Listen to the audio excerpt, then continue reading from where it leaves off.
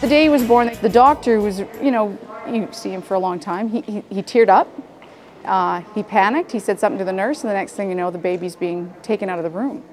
So we're like, what? Because I just held him. And at that point, they told us that your son has spina bifida. And we went, pardon me? Because it's a really strange word. Had no idea what it meant. As a result, his spinal column and nerves were protruding out his back. And then, in fact, when we held him, we could have caused even more damage without knowing. And they told us he'll likely be mentally disabled, probably won't walk, and he'll have multiple interferences. I have a shunt in my head, which is a tube that goes from my brain all the way down into and then coils up in my belly to release fluid, so I don't have fluid build up.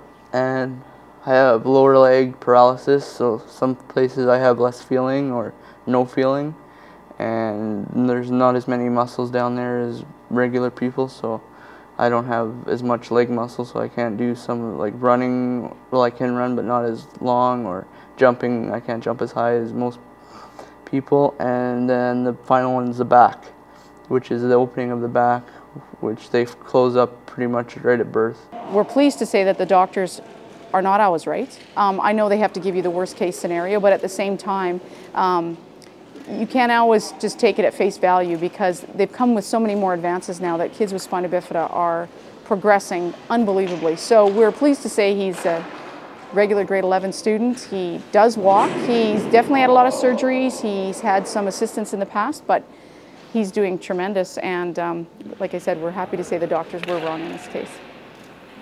Hayden is enjoying a full life today because of the medical and technological advances that have been made over the years. Oh, I am inspired on a daily basis. It's not just the Spina Bifida Clinic. On every second Monday, I see a lot of these young people, as they become adolescents and adults, they come to our clinics, and if they have minor problems with a shunt, for instance, we deal with that, and they get right back on track, and they do remarkable things in terms of their lives and their careers.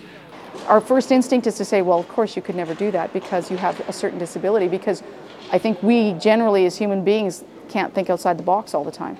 So it's really important for us to not think of what they can't do, it's always what they can do. Hayden enjoys numerous sports and activities such as sledge hockey and sport hunting. Building and maintaining his physical strength is a passion. A great attitude and sense of humor help Hayden to take life in stride. I do squats, so with the barbell squats, I got the bike for warm-up.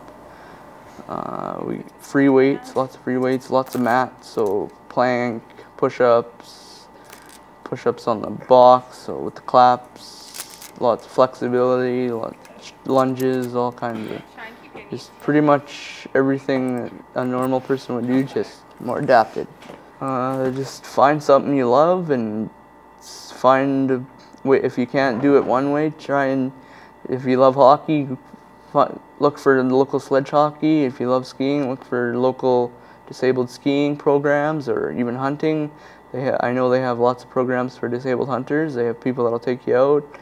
Just find ways that you can do it, and keep trying. If you don't succeed the first time, try it again, and you'll get closer and closer every time.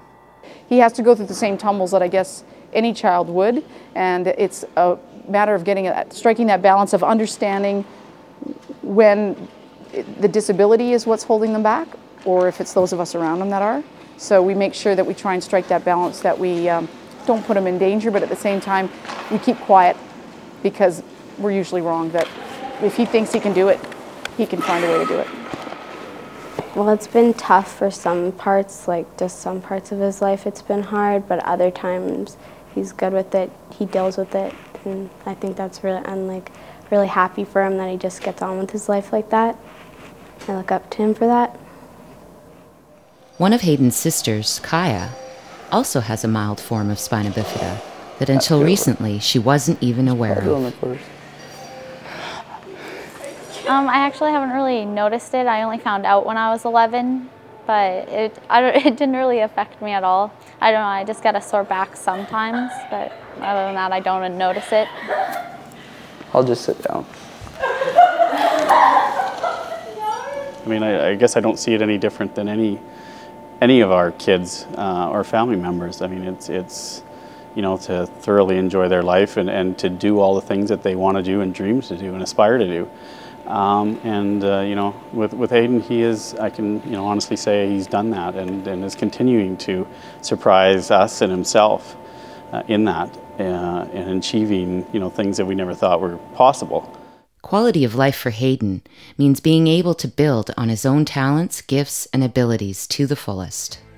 Hope to go NAIT, business degree, start a taxidermy shop and